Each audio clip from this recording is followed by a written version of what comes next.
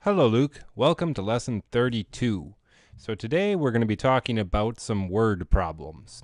And it's really just a continuation of what we talked about earlier. I believe it was in lesson 30 when we talked about algebraic phrases.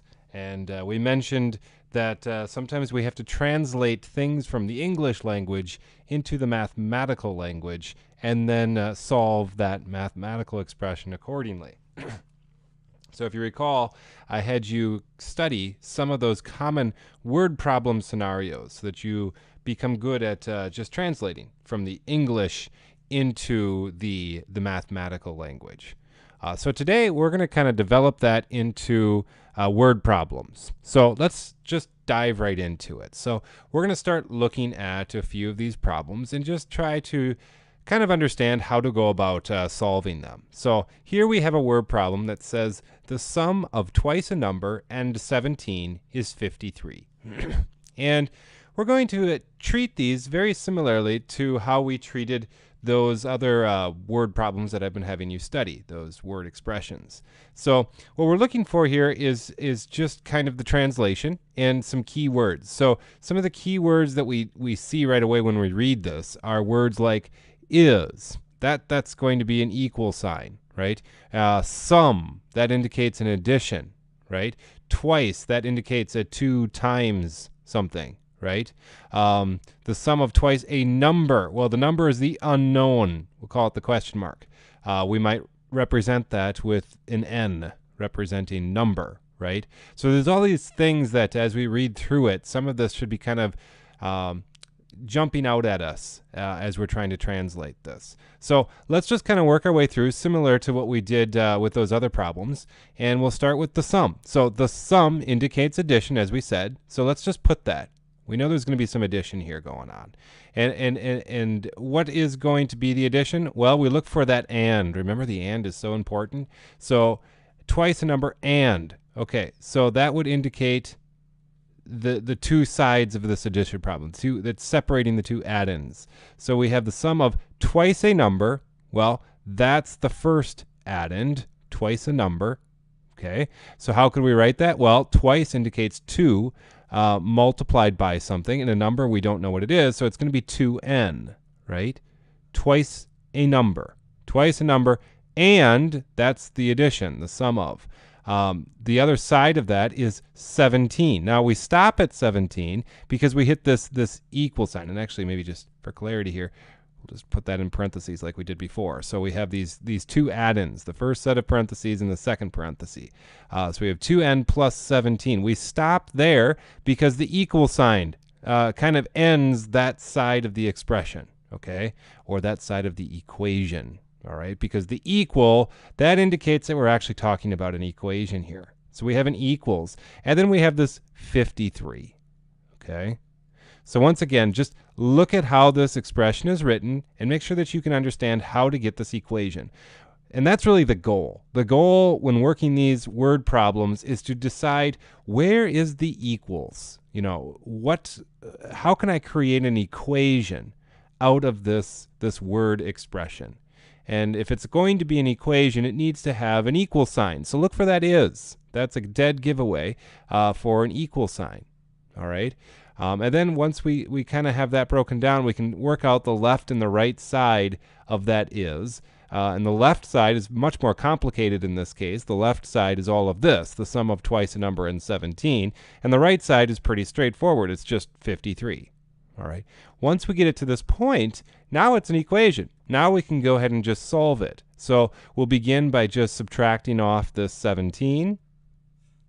And if we do that, we'll end up with, well, let's see. We're going to have 13, 6, 3, 36 equals 2n, right?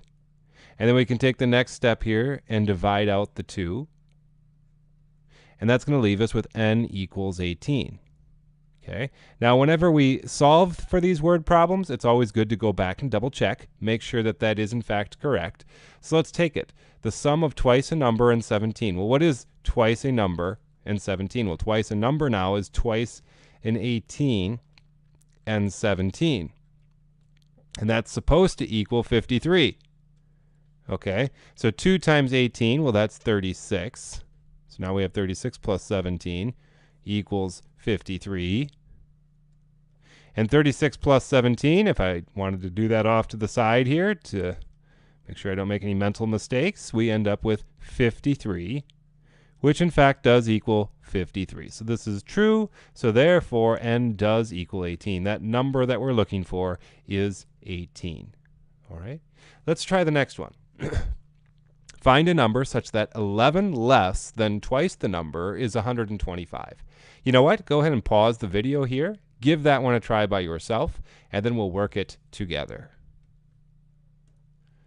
All right, so let's see how you did. So let's start again by just, and I'll just use the same color. Let's start again by just breaking this down. Find a number. So right away, we come across that number, and that's what we're trying to find. That's the unknown, and so we'll represent that with an n. So we have a number such that 11 less than twice the number is 125. So this part here, find a number, that's just telling us what we're trying to do at the end. We're trying to solve for n, all right? So that really doesn't have much to do with the equation. That's just telling us you need to solve this equation to find a number. So we're really starting at here, such that, all right? So such that, now we get into the equation. So this part here, this is going to be kind of the meat of the problem here, all right? This is what we're going to be using to set up the equation. So we have such that 11 less than twice the number. So 11 less, all right? So that would indicate that we're taking the number, and then we're taking 11 less than that, right? So if it's 11 less than that, it's going to be the n minus the 11. But hold on, because we still have less than twice the number. So we're not just taking 11 less than the number. We're actually taking 11 less than twice the number. So that would indicate 2 times n, right? 11 less than twice the number. And then we have that is, well, there's our equal sign, is 125. So that'll be our equation.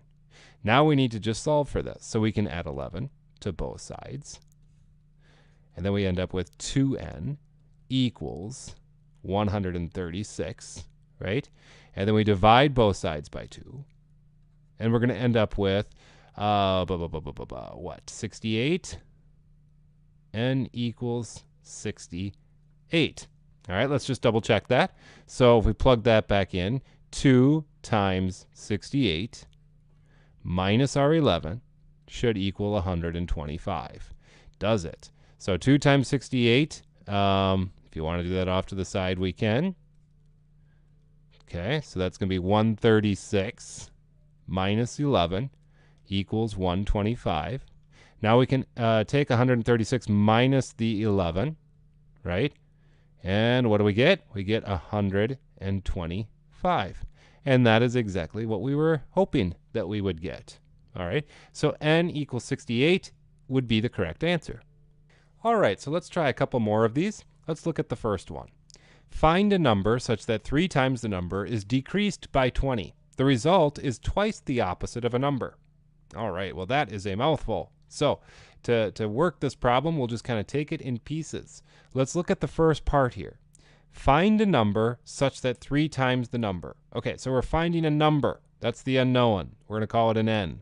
Find a number such that 3 times the number is decreased by 20. So 3 times the number, 3 times n, is decreased. We're taking away from it 20. So we subtract 20 from it, okay? And then we hit this comma sign. And remember, in an earlier lesson, we talked about commas in these word problems. And when you hit that comma, you actually have to kind of stop. And it kind of puts a break in it. So everything to the left of that comma is kind of all by itself, and everything to the right is kind of by itself. So here we have kind of a comma, so we know we're going to kind of stop with this part of the problem. And then as we keep reading, it makes sense. The result. Well, what is the result? What is that indicating? Well, the result is just the value of this whole left side. So whatever that is, when we multiply and add that up, that result is, and that's where our equal sign is. So we can now say that this result is twice the opposite of a number. So twice the opposite of the number is going to be 2 times the opposite of the number, right? Does that make sense? Find a number such that 3 times the number is decreased by 20. The result is twice the opposite of, and this should, that's kind of a typo. This should really say the number, just so that we're clear that this number is the same number that we're referring to over here, the n in our equation. All right, so 3n minus 20 equals 2 times a negative n. We can now solve this. So let's solve the right-hand side. Let's get rid of the parentheses first. That's going to give us a negative 2n. And on the left-hand side, we still have our 3n minus 20. Now we'll get our n's together on one side, and I'm going to choose to move this negative 2n over to the other side. And if I just think about that, I move the 2n over, it's going to become a positive 2n. So a positive 2n plus the 3n is going to be a 5n. And I still have that minus 20.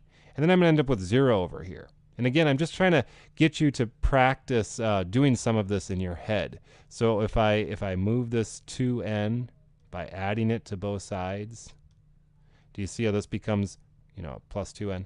5n, this would eliminate, and you'd end up with 0, and I still have the negative 20 that I'm just bringing down, right?